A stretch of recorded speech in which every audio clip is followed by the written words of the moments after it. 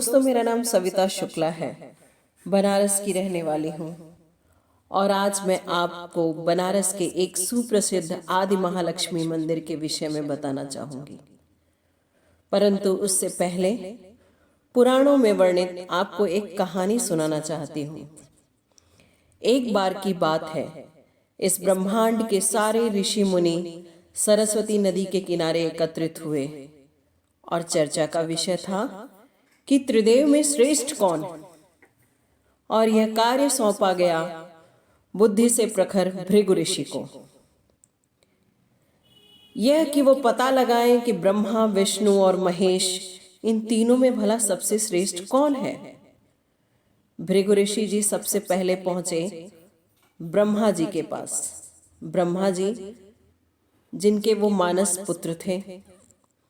जब वे ब्रह्मा के पास पहुंचे तो उन्होंने ना उन्हें प्रणाम किया और ना ही आशीर्वाद की इच्छा प्रकट की।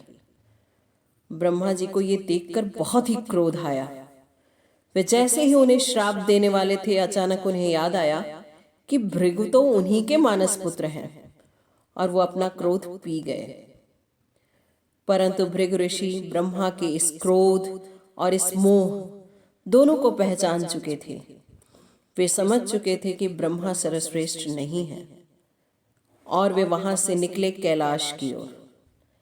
जैसे ही वे कैलाश पहुंचे, महादेव जी ने उनका स्वागत किया और बैठने के लिए अपना आसन प्रदान किया। भृगु ऋषि सोचने लगे कि महादेव की परीक्षा कैसे ली जाए। उन्होंने सोचा, महादेव को भला बुरा कहता हूं, देखता हूं क्या इन्हें क्रोध आता है। यही सोचकर उन्होंने महादेव से कहा कि आप मेरा आदर सत्कार क्या करेंगे। आपके पास तो स्वयं ही बैठने के लिए सिर्फ यह हिमशिला खंड है और भोजन के लिए भांग और धतूरा। शिव जी को क्रोध आ गया। उन्होंने अपना त्रिशूल उठाया। जैसे ही वो प्रहार करने वाले थे, माता पार्वती बीच में आ गई और उन्होंने कहा कि भृगु ब्रह्मा के मानस पुत्र हैं, आप उन्हें क्षमा कर दीजिए, उनका वध मत करिए। भोलेनाथ ने भृगु ऋषि को क्षमा किया, परंतु तुरंत ही कैलाश से निकल जाने का आदेश दिया। भृगु ऋषि समझ चुके थे कि महादेव अपनी बुराई नहीं सुन सकते और ना ही इन्हें अपने क्रोध पे कोई वश है। अब बारी थी विष्णु जी की। भृगु ऋषि विष्णु जी की परीक्षा लेने के लिए क्षीर सागर पहुंचे। जब वो वहां पहुंचे तो उन्होंने देखा कि विष्णु जी नाग की सरसैया पे सोए हुए हैं और लक्ष्मी जी उनके चरण दबा रही हैं। भृगु ऋषि विष्णु जी के पास जैसे ही पहुंचे, उन्होंने सीधे उनके सीने पे प्रहार किया। विष्णु की निद्रा भंग हो गई और वो अचानक उठ खड़े हुए और उन्होंने देखा कि सामने भृगु ऋषि खड़े हैं। भगवान विष्णु तुरंत झुककर ऋषि के चरणों को सहलाने लगे।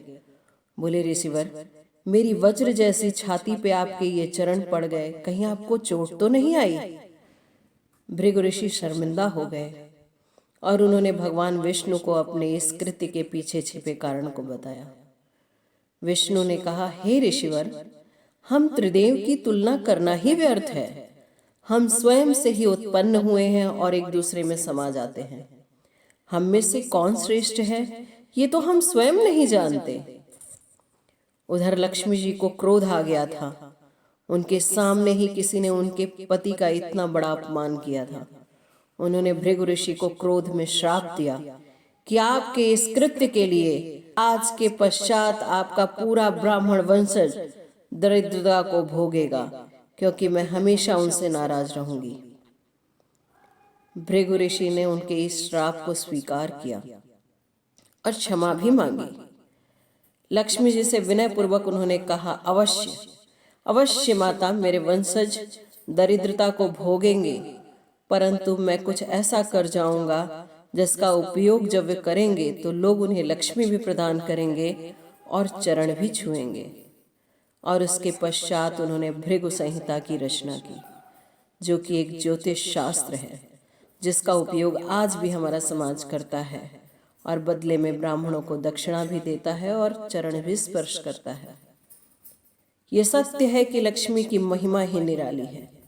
लक्ष्मी जी की आरती में ही लिखा गया है कि जिस घर में तुम रहती मन नहीं घबराता, खान पान का वैभव सब तुमसे आता।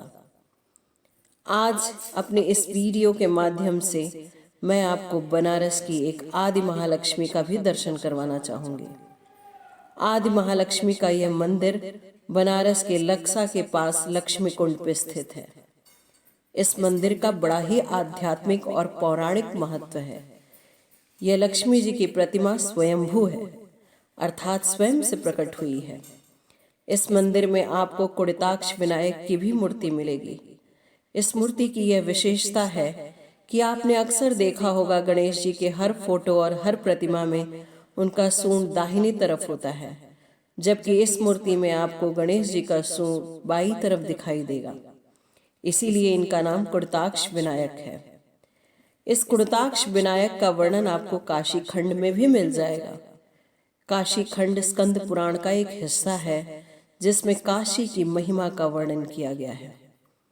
इस मंदिर में आपको एकादश सीढ़ियों पर स्थित शिवलिंग के भी दर्शन होंगे। कहा जाता है कि यह शिवलिंग भी स्वयंभू है और भारत में अन्य शिव मंदिरों से भिन्न है।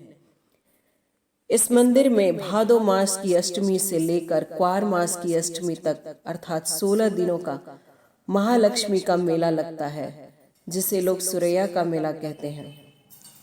यहाँ खूब भीड़ होती है। श्रद्धालु लोग दर्शन करते हैं, पूजा करते हैं और माँ लक्ष्मी की प्रतिमा अपने घर ले जाकर स्थापित करते हैं। मंदिर के सामने लक्ष्मी कुंड है, जिसका हाल ही में हमारे प्रिय प्रधानमंत्री श्री नरेंद्र भाई मोदी जी ने जीर्णोद्धार कराया। अब यहाँ शाम को बड़ा ही मनोरम दृश्य होता है। लाइटें जलती हैं, फुहारा चलता है और लोग आकर बैठते हैं।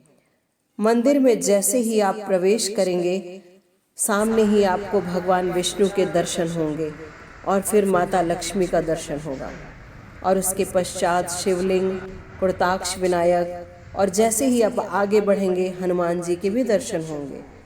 यहाँ पंच परमेश्वर की भी मूर्तियाँ हैं। इस मंदिर में दर्शन मात्र से जन्मों के पाप नष्ट हो जाते हैं। यहाँ आते ही मन श्रद्धा और भक्ति से भर जाता है।